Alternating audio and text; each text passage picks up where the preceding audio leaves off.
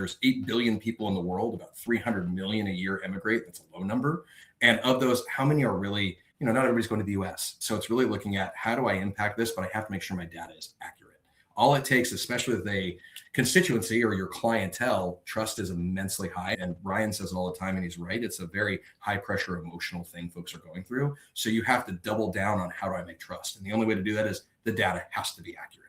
So when you get to that point, it's okay, I'm going to use AI to probably wrap my language around it to make sure you can understand the complex situations.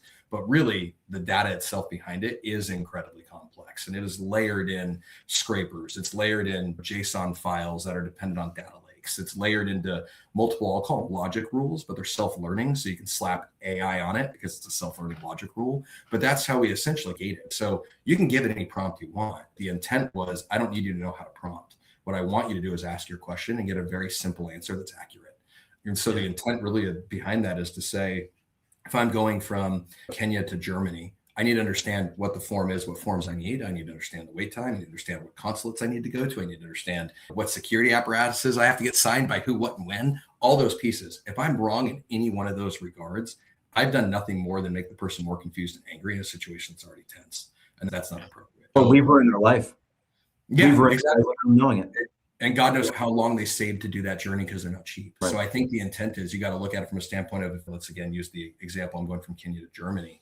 I have to make sure that I didn't hallucinate. So you have to have a logical around that. You have to understand what the right data is from your data lakes to see if it can reference. You have to keep your data lakes updated because immigration changes all the time. So there's all these little pieces, and I won't go on too long, but there's all those integral pieces where Mira is our agent you see, but there's probably about, last time I counted, I think there were 16 sub-agents that roll through that prompt. So our biggest factor now is I'm accurate, but how latent is it? Are you willing to wait for the right information?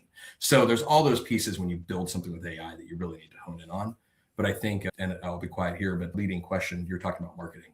I think one thing that Ryan and I were talking about that we learned the hard way is that we thought, oh man, we're going to look at all these LinkedIn guys and everybody else saying we built this great tool and it does everything. We did that. We put a ton into AI marketing. Ryan was all over it. He can talk to that way more than I can, but we got nothing out of it. We were just like everybody else, right? And so, yeah, exactly. We got people to like it, but it didn't go anywhere.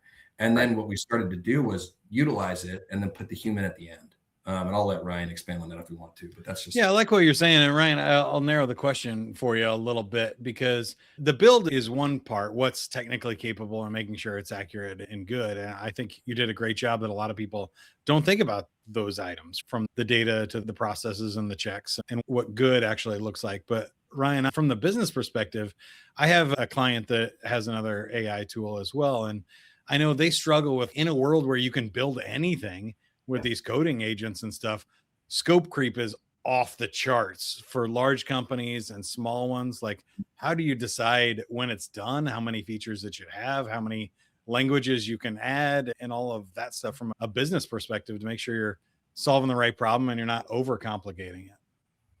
Are we ever done? I don't know. I don't know. No, that's a great question. We don't know. I think we're really dependent on our audience and our clients to tell us when we're done. And right now they're clamoring for more. To dovetail on what Grant said again, we had an issue. We built a really great AI tool, and then we thought we could use AI to market the heck out of it. And we threw a bunch of money at it, bunch of money into marketing blindly, the shotgun blast. And we got some likes, we got some follows, we got very little conversion initially. And I think from a marketing standpoint, it was our biggest challenge. It still continues to be our biggest challenge. And a lot of it has to do with the space that we're in, is the trust factor. This is a highly emotional thing for people. And I'm sorry, a bot can't solve for that. A bot can't solve for human emotion. Yeah. So that is always the thing that we're wrestling with.